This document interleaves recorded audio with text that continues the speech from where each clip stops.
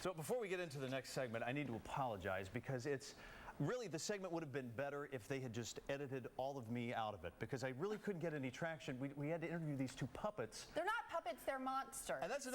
We nearly got into a fist fight about what are the Sesame Street characters. Are they puppets? Are they Muppets? I think you said that to them and they were very offended, the puppets. Because they're not puppets, they're monsters. They live on Sesame Street and they're friendly monsters. Touchy. They're very, very touchy and they're very high strung. Maybe they should be on meds. They're really not. No, they were touchy and high strung. Okay, well they had a lot of people to talk to that morning, but it's Elmo and Super Grover 2.0.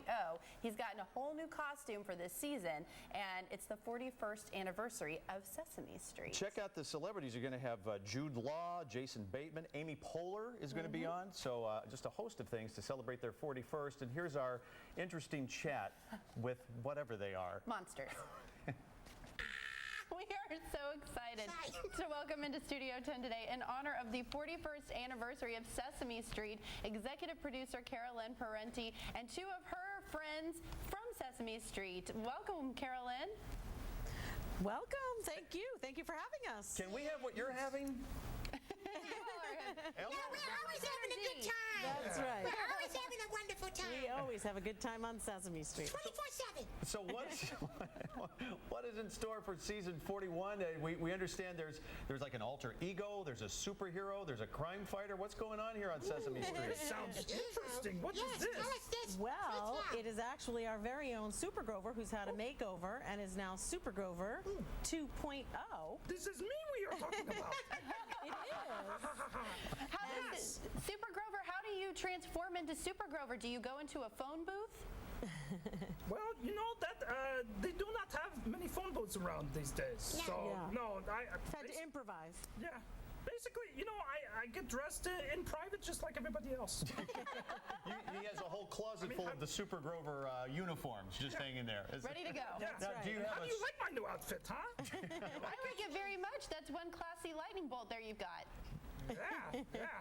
So do you drive around in a crime-fighting car of any kind, or what types of crime has Sesame Street become a rougher neighborhood? Has the crime rate gone up, or why the transition to superheroes? You know, I just help people who are in need. And, you know, it could be that they are trying to move a big iceberg. Or they are, yes. Grover helps them out with science, technology, engineering, and math. So he's got his hands full teaching kids a full STEM curriculum this year. Yeah, they'll be in the Wild Wild West Could be in the or West. Cape Cod. Yeah. Helping a cactus with a ball. Carolyn, how important is it now that you all are incorporating more of that curriculum into Sesame Street? Because that is something that I think in the last few years it's been proven the United States children are lacking more in those particular subjects. Absolutely, and I think we want to start at the preschool level to build an understanding and an excitement. That's the one thing I think that's been the key to Sesame's success, is it builds this love of learning in kids from a very young age so that they can go on and experience other things. And so we decided to take the challenge on of science. We were already doing science investigation, and we're taking that a step further and trying to really complete the full STEM curriculum. And we had a lot of fun doing it because Grover, he does some amazing things like help you, maybe. It was hard work for me.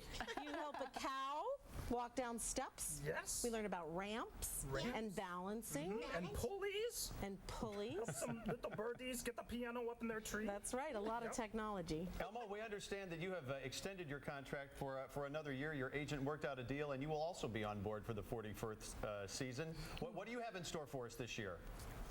Well, Elmo doesn't have a contract or anything like that.